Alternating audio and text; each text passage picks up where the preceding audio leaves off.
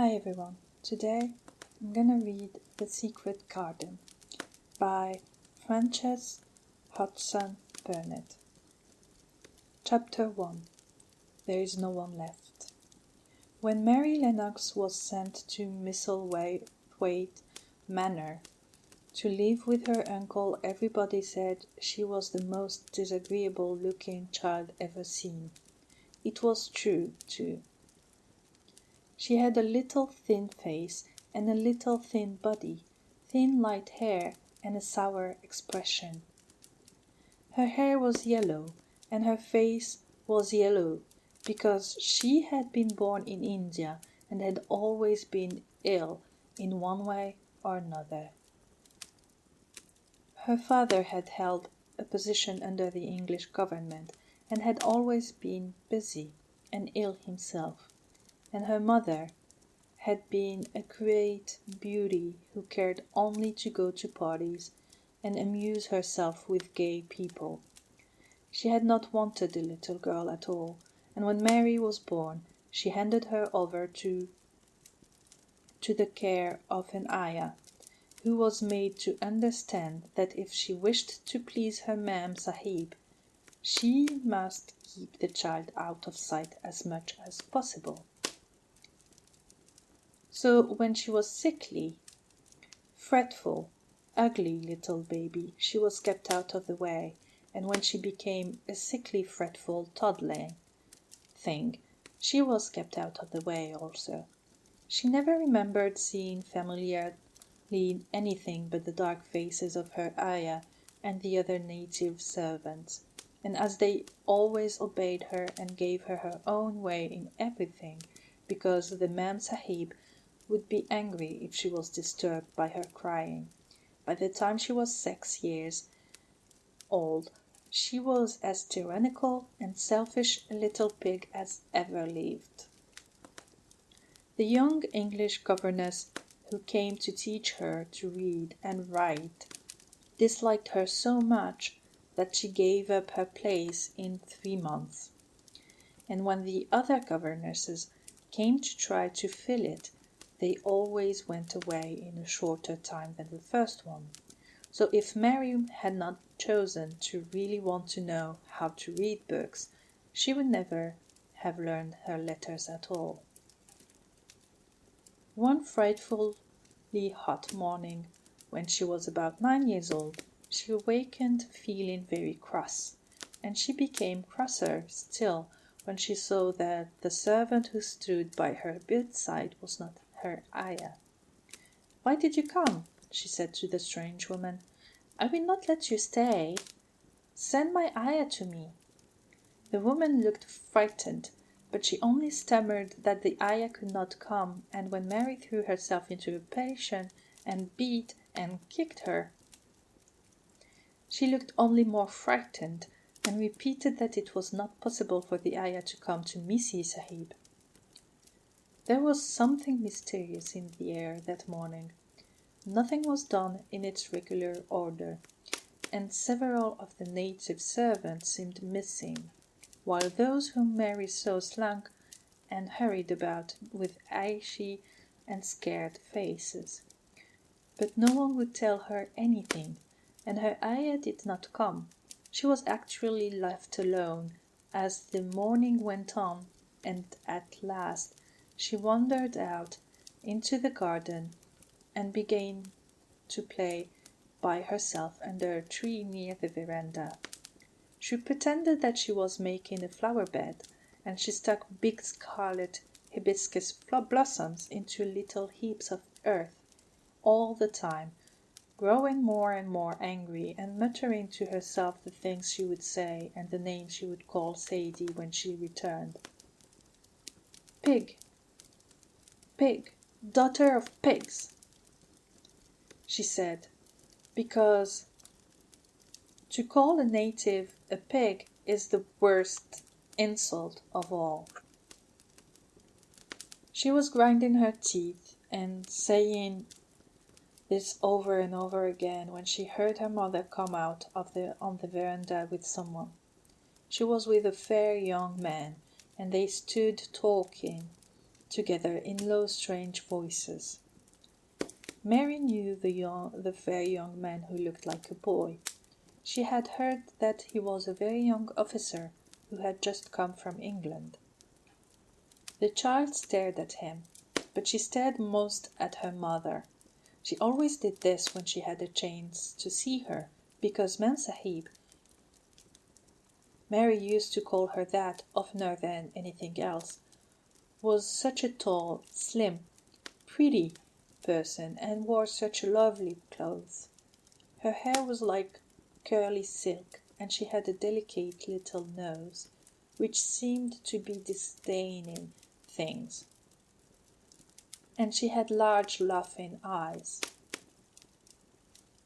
All her clothes were thin and floating, and Mary said they were full of lace. They looked fuller of lace than ever this morning, but her eyes were not laughing at all. They were large and scared, and lifted imploringly to the fair boy officer's face. "Is it so very bad?" "Oh, is it?" Mary heard her say. "Awfully," the young man answered in a trembling voice. "Awfully, Mrs. Lennox. You ought to have gone to the Hales 2 weeks ago." The Mem Sahib wrung her hands. "Oh, I know I ought," she cried. "I only stayed to go to that silly dinner party. What a fool I was!" At that very moment such a loud sound of wailing broke out from the servants' quarters that she clutched the young man's arm, and Mary stood shivering from head to foot. The wailing grew wilder and wilder. "What is it? What is it?" Mrs. Lennox gasped. "Someone has died," answered the boy officer. "You did not say it had broken out among your servants." "I did not know," the Mem Sahib cried. "Come with me, come with me." And she turned and ran into the house. After that appalling things happened, and the mysteriousness of the morning was explained to Mary. The cholera had broken out in its most fatal form, and people were dying like flies. The ayah had been taken ill in the night, and it was because she had just died that the servants had wailed in the huts. Before the next day 3 other servants were dead, and others had run away in terror. There was panic on every side, and dying people in all the bungalows. During the confusion and bewilderment of the second day, Mary had hid herself in the nursery, and was forgotten by everyone. Nobody thought of her, nobody wanted her, and strange things happened of which she knew nothing. Mary alternately cried and slept through the hours. She only knew that people were ill, and that she heard mysterious and frightening sounds. Once she crept into the dining room and found it empty, though a partly finished meal was on the table, and chairs and plates looked as if they had been hastily pushed back when the diners rose suddenly for some reason. The child ate some fruit and biscuits, and being thirsty, she drank a glass of wine, which stood nearly filled. It was sweet, and she did not know how strong it was. Very soon it made her intensely drowsy, and she went back to her nursery and shut herself in again. Frightened by cries she heard in the huts, and by the hurrying sound of feet. The wine made her so sleepy that she could scarcely keep her eyes open, and she lay down on her bed and knew nothing more for a long time. Many things happened during the hours in which she slept so heavily. She was not disturbed by the wails and the sound of things being carried in and out of the bungalow. When she awakened, she lay and stared at the wall. The house was perfectly still. She had never known it to be so silent before. She heard neither voices nor footsteps, and wondered if everybody had got well of the cholera and all the trouble was over. She wondered also who would take care of her now that Aya was dead. There would be a new Aya, and perhaps she would know some new stories. Mary had been rather tired of the old ones. She did not cry because her nurse had died. She was not an affectionate child, and had never cared much for anyone. The noise and hurrying about and wailing over the cholera had frightened her, and she had been angry because no one seemed to remember that she was alive. Everyone was too panic-stricken to think of a little girl no one was fond of. When people had the cholera, it seemed that they remembered nothing but themselves. But if everyone had got well again, surely someone would remember and come to look for her.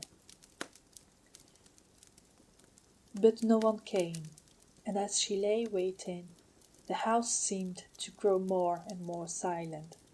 She heard something rustling on the matting, and when she looked down, she saw a little snake gliding along and watching her with eyes like jewels.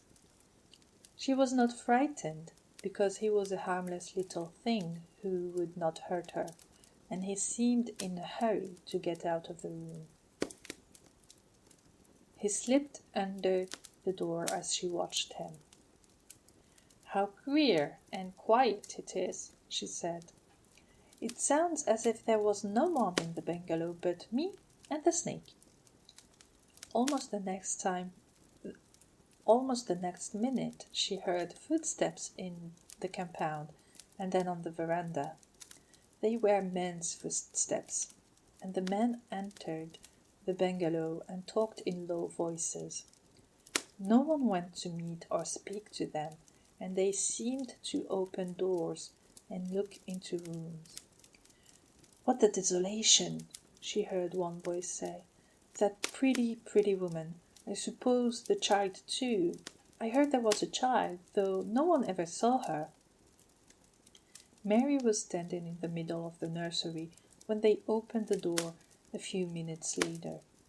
She looked an ugly, cross little thing, and was frowning because she was beginning to be hungry and feel disgracefully neglected. The first man who came in was a large officer she had once seen talking to her father. He looked tired and troubled, but when he saw her, he was so startled that he almost jumped back. "Barney!" he cried out. "There is a child here, a child alone, in a place like this. Mercy on us, who is she?" "I am Mary Lennox," the little girl said, drawing herself up stiffly. She thought the man was very rude to call her father's bungalow a place like this. "I fell asleep when everyone had the cholera, and I have only just wakened up. Why does nobody come?" "It is the child no one ever saw," exclaimed the man, turning to his companions. "She has actually been forgotten." "Why was I forgotten?" Mary said, stamping her foot. "Why does nobody come?" The young man, whose name was Barney, looked at her very sadly. Mary even thought she saw him wink his eyes, as if to wink tears away. "Poor little kid," he said. "There is nobody left to come." It was in that strange and sudden way that Mary found out that she had neither father nor mother left, that they had died and been carried away in the night, and that the few native servants who had not died also had left the house as quickly as they could get out of it, none of them even remembering that there was a Missy Sahib. That was why the place was so quiet. It was true that there was no one in the bungalow but herself and the little rustling snake. Chapter 2. Mistress Mary Quite Contrary. Mary had liked to look at her mother from a distance, and she had thought her very pretty, but as she knew very little of her, she could scarcely have been expected to love her or to miss her very much when she was gone. She did not miss her at all, in fact, and as she was a self-absorbed child, she gave her entire thought to herself, as she had always done.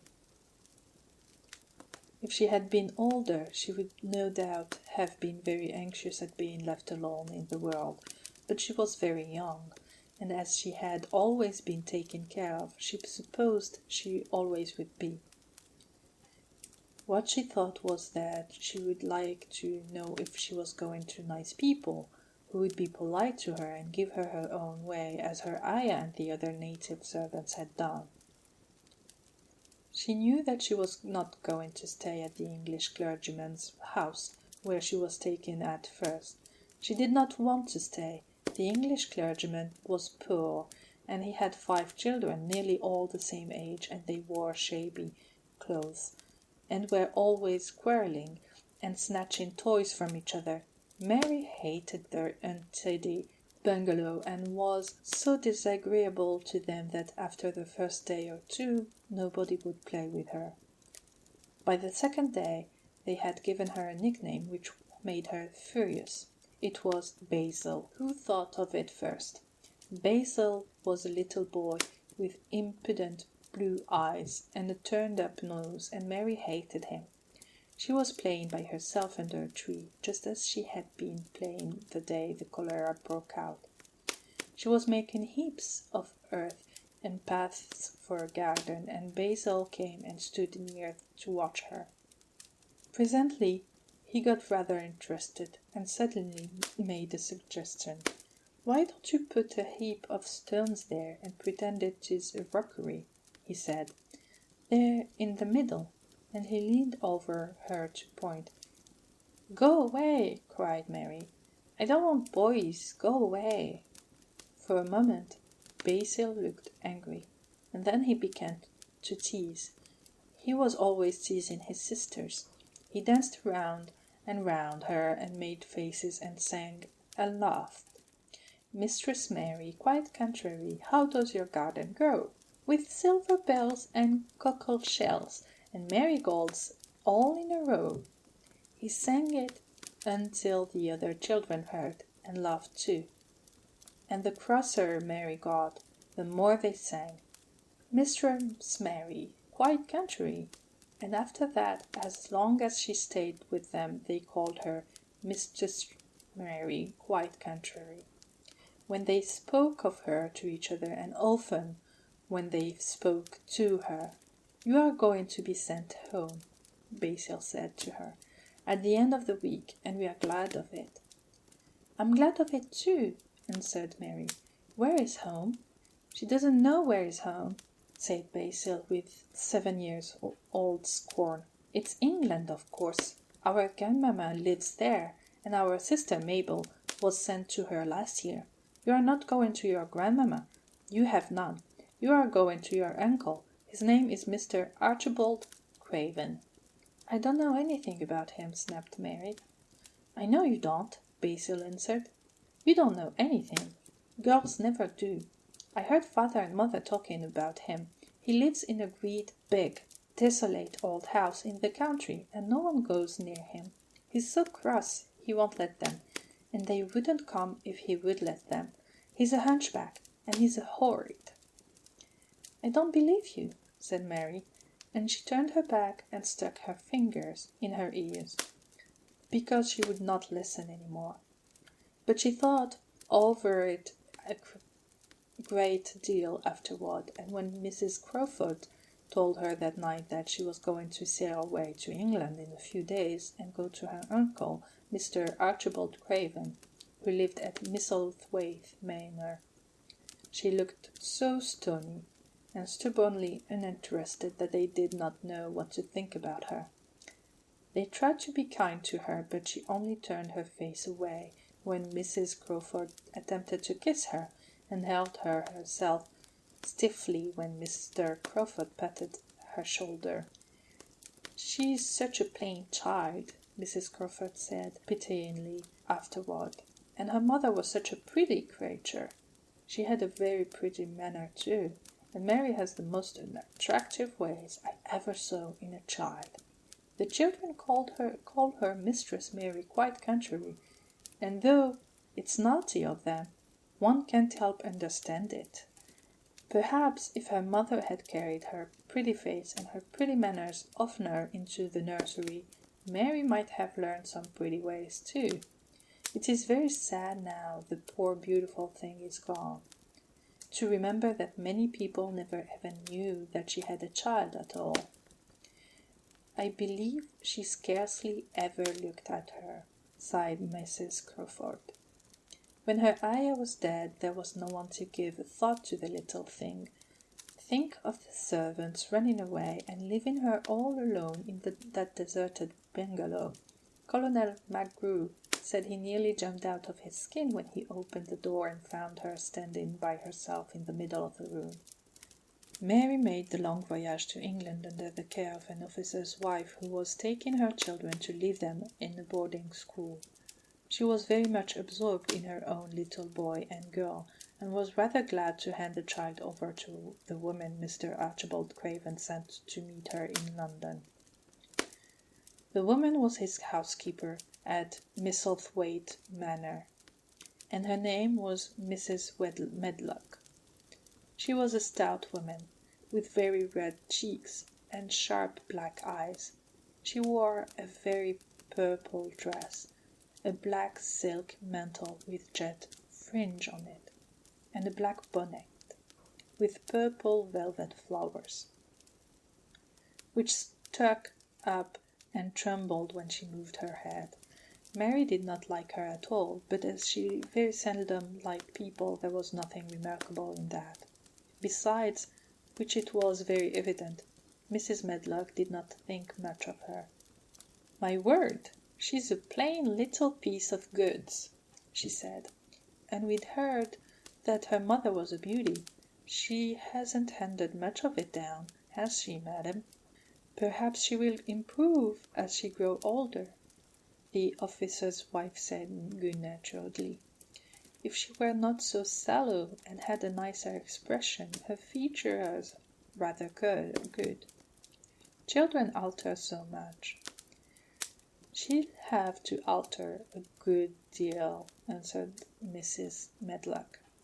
"And there's nothing likely to improve children at Misselthwaite, if you ask me."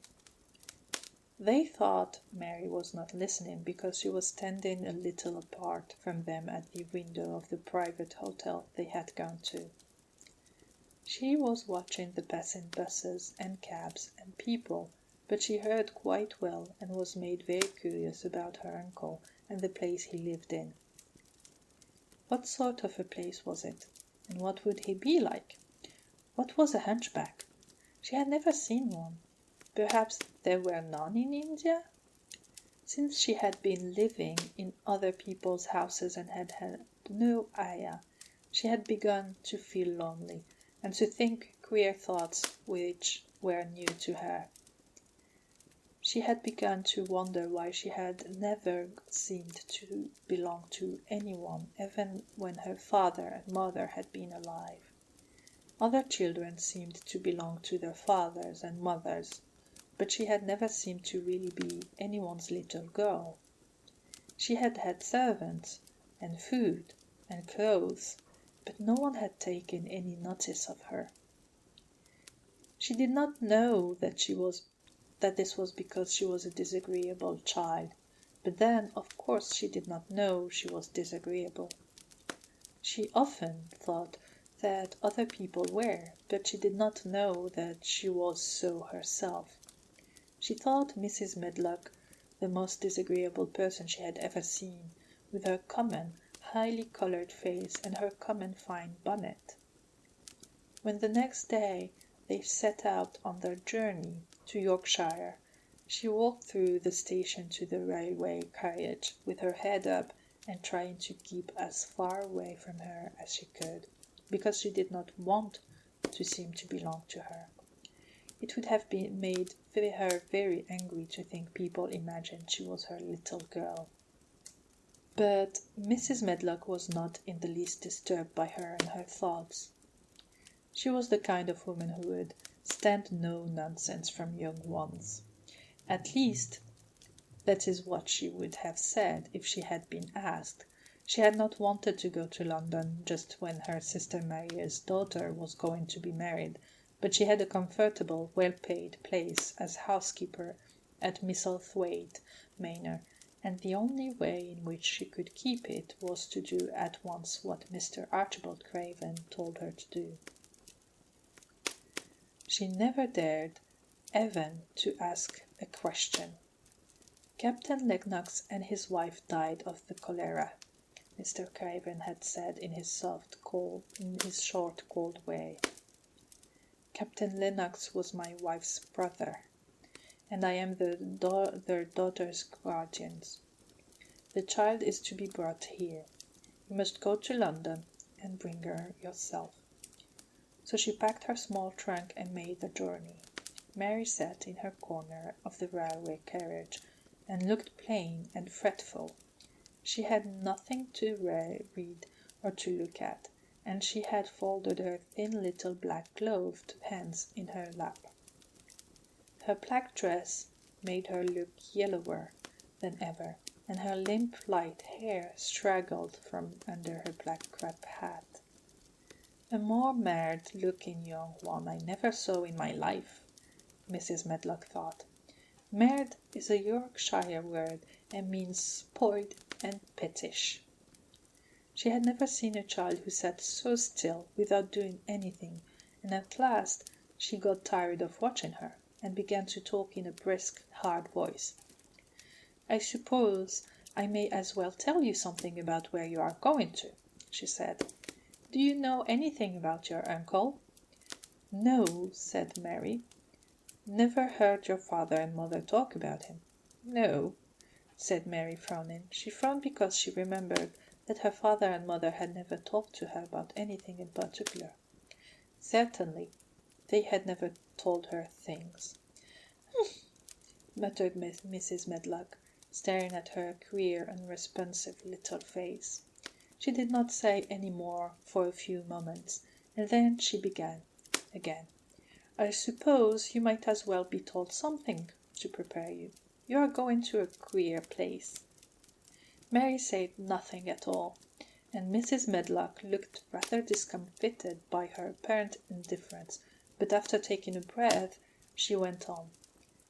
"Not but that it's a grand big place in a gloomy way, and Mr. Craven's proud of it in his way, and that's gloomy enough too. The house is 600 years old, and it's on the edge of the moor, and there's near 100 rooms in it, though most of them's shut up and locked. And there's pictures and fine old furniture and things that's been there for ages. And there's a big park round it, and gardens and trees with branches trail into the ground.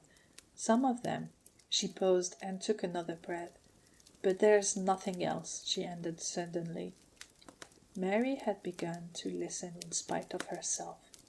It all sounded so unlike India, and anything new rather attracted her.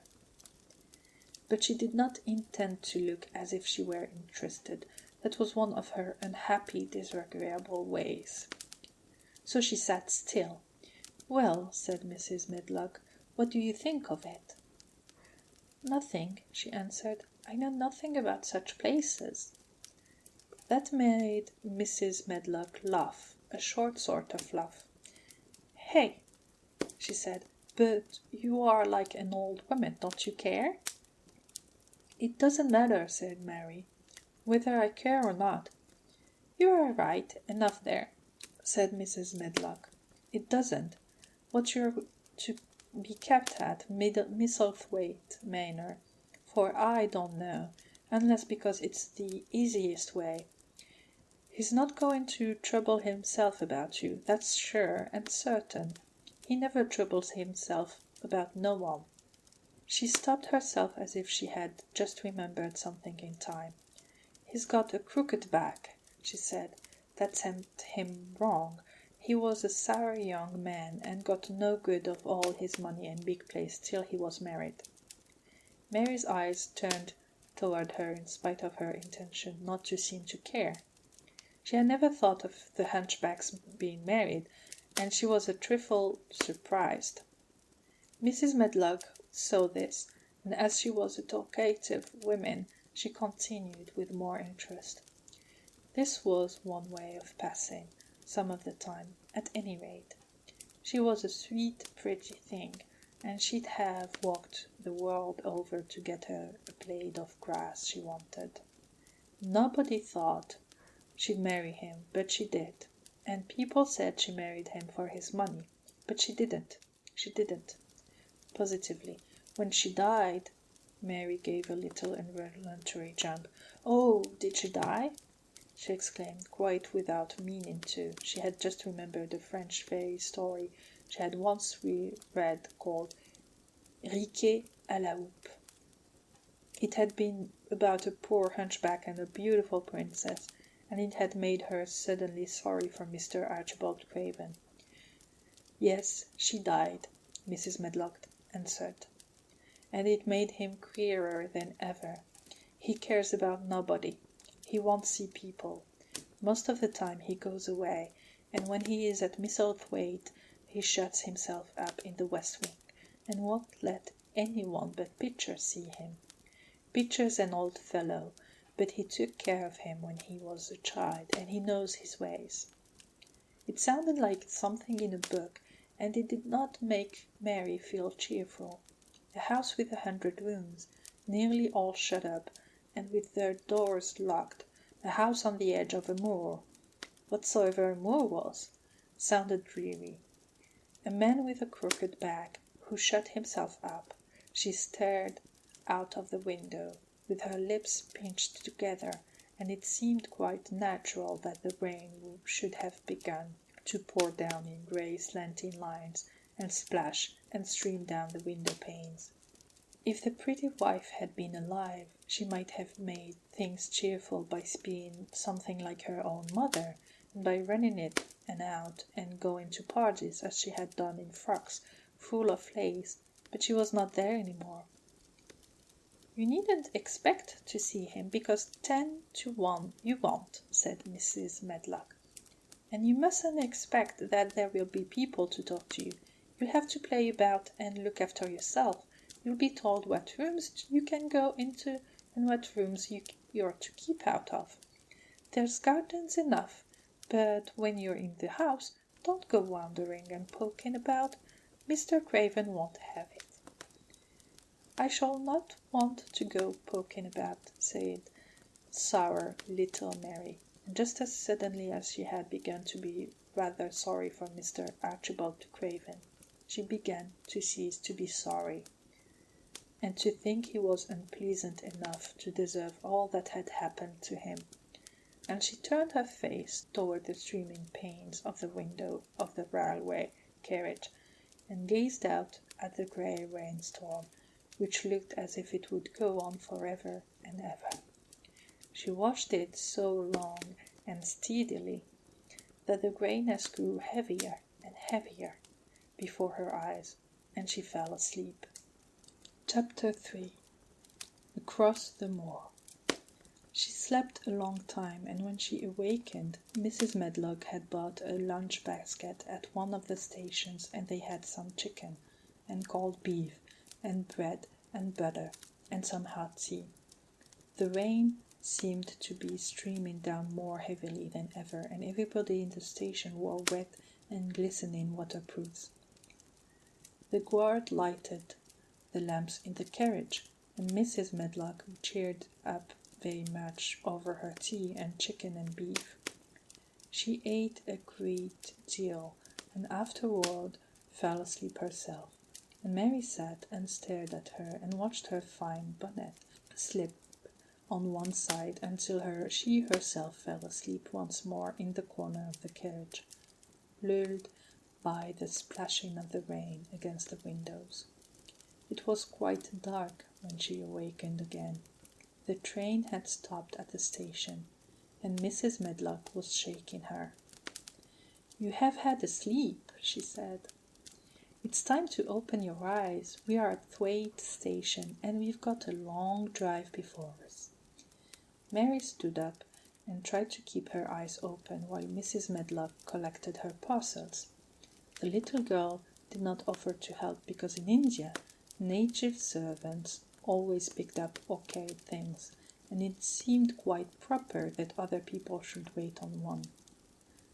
The station was a small one, and nobody but themselves seemed to be getting out of the train.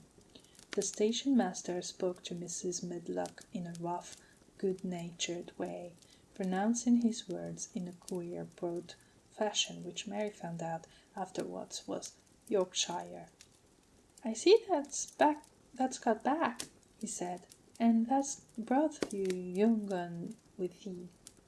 "Aye, that's her," answers Mrs. Medlock, speaking with a Yorkshire accent herself, and jerking her head over her shoulder toward Mary.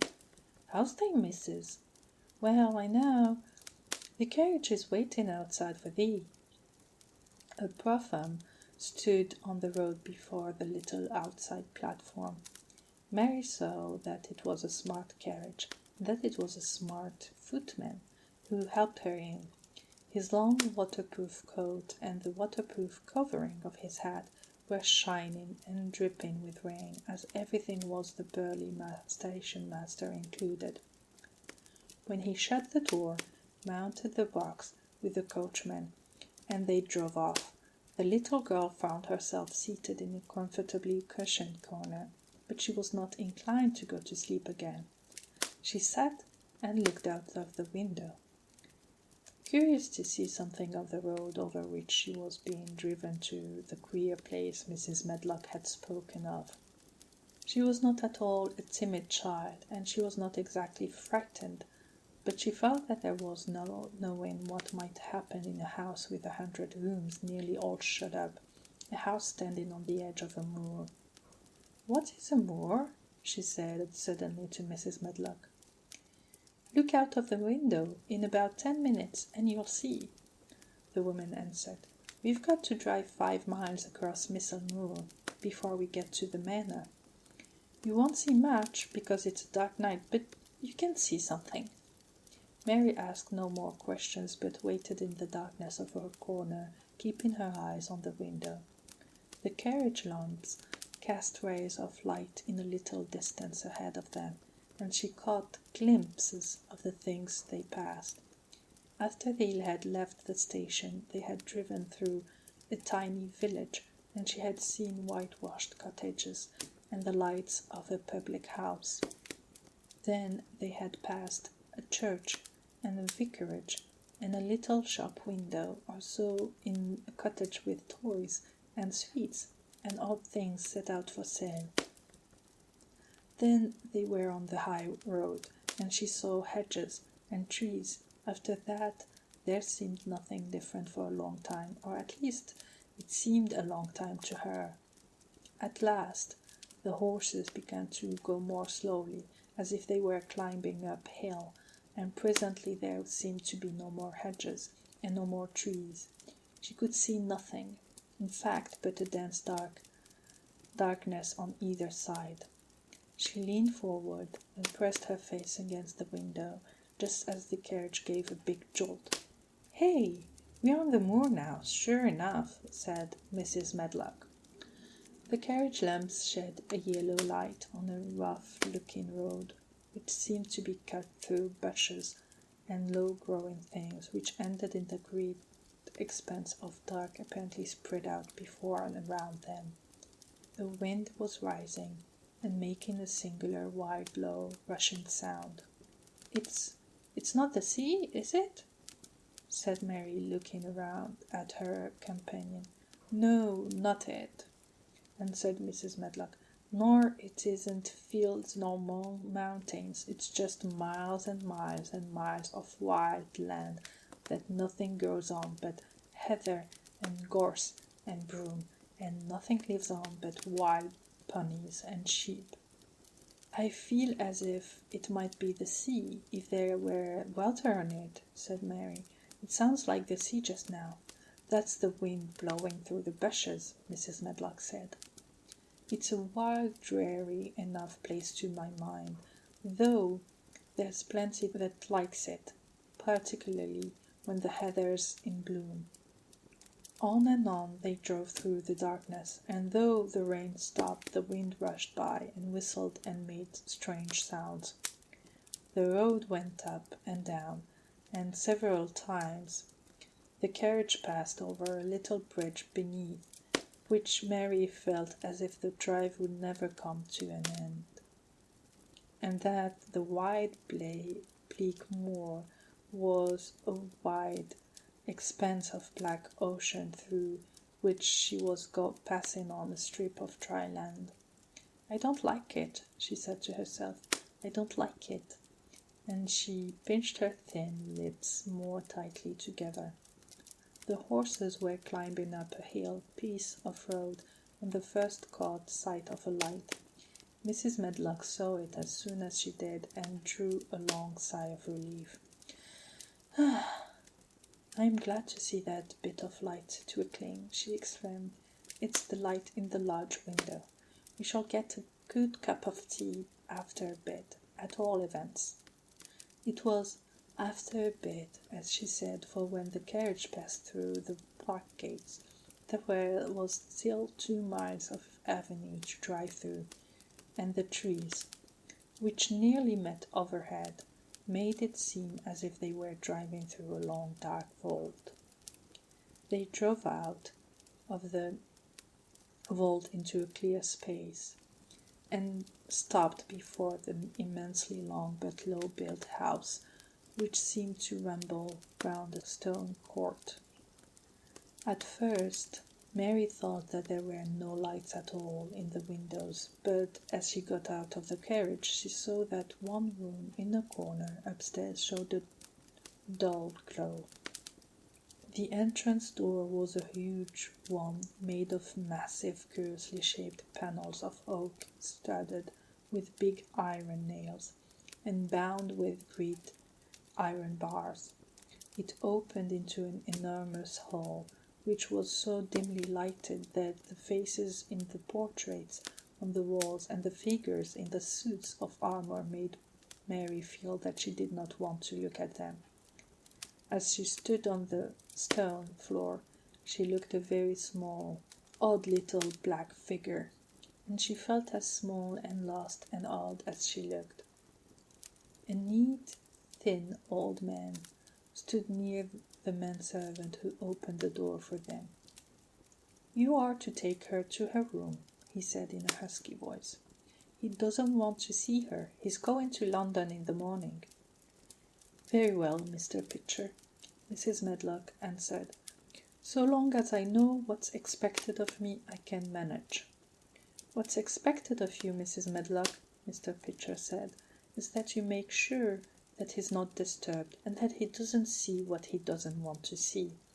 And then Mary Lennox was led up a broad staircase, and down a long corridor, and up a short flight of steps, and through another corridor, until a door opened in a wall, and she found herself in a room with a fire in it, and a supper on the table. Mrs. Medlock said unceremoniously, "Well, here you are. This room and the next are where you live, and you must keep to them. Don't you forget that." It was in this way Mistress Mary arrived at Misselthwaite Manor, and she had perhaps never felt quite so contrary in all her life. I hope you enjoyed this reading. We're gonna continue reading it in the next video. Until next time, have a good night or a good day. Goodbye.